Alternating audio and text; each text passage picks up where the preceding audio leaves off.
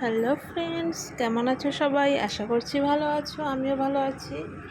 এটা হচ্ছে আমাদের থাইল্যান্ডের সেকেন্ড ডের ব্লগটা। তো সেটাই আজকে আমি তোমাদের সাথে শেয়ার করছি। তো এখন বাজে হচ্ছে সকাল 9:30। তো আমরা বেরিয়ে পড়েছি আজকে ঘুরতে, আমাদের যেখানে আজকে নিয়ে যাবে।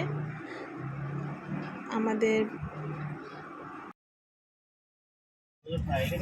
আমাদের আজকে দুটো পয়েন্ট দেখাবে, তো সেই দুটো পয়েন্টের উদ্দেশ্যে আমরা রওনা দিয়েছি।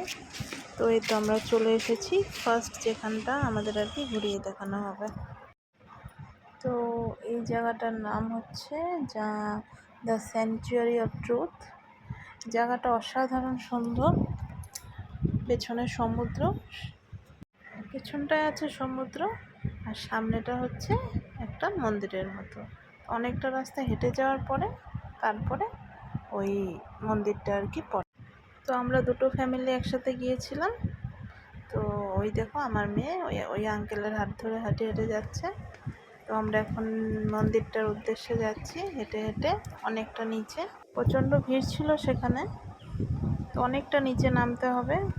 তো আমার মেয়ে অল্প হাঁটে অল্প করে ওঠে, এই করে করে আমরা পৌঁছালাম। সাইড দিয়ে ঝর্ণাও পড়ছিল, খুবই সুন্দর দৃশ্য। এটা অ্যাকচুয়ালি মন্দির না থাইদের কিছু একটা, আমি ঠিক একটা বলতে পারলাম না। তা আমার তো একটু মন্দির মন্দির মতোই মনে হলো। তো আমরা হেঁটে হেঁটে যাচ্ছিলাম।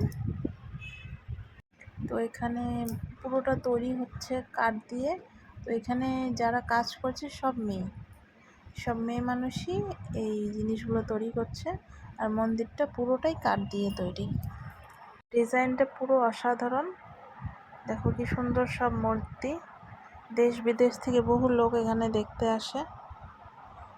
মন্দিরটা তৈরি হচ্ছে প্রায় 100 বছর ধরে, কিন্তু আজও শেষ হয়নি। সব কাজ হচ্ছে এখানে, কাঠ দিয়ে তৈরি সব কাজ। আর এই যে মন্দিরটা, অসাধারণ দেখার মতো একটা দৃশ্য।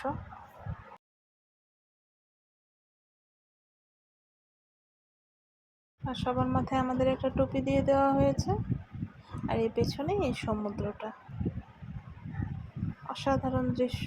আর আমার বর আমার ব্যাগ কাঁধে নিয়ে চলছে, আর মেয়ে আমার হাত ধরে চলছে। খুবই সুন্দর একটা দৃশ্য, খুবই সুন্দর একটা জায়গা। জানি না মোবাইলে কেমন লাগছে, কিন্তু চোখ দিয়ে দৃশ্যটা সত্যিই অসাধারণ। এখান থেকে সমুদ্রটা দেখতে খুবই ভালো লাগছিল।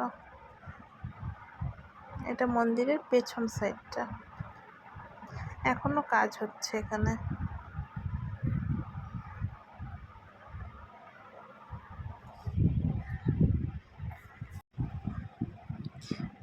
মেয়েরা কি সুন্দর করে এই জিনিসটা বানিয়েছে, ভাবতেই অবাক লাগে যে মেয়েরা এই মন্দিরটা তৈরি করেছে।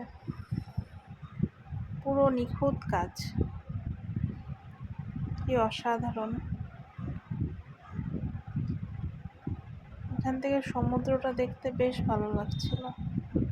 তো আমাদের এই জায়গাটা দেখা প্রায় শেষের দিকে। তো আমরা এখান থেকে বেরিয়ে পড়ব।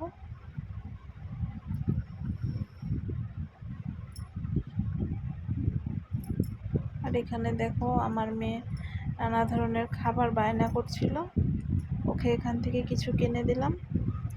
আর এখানে ছবি তোলার বাহার।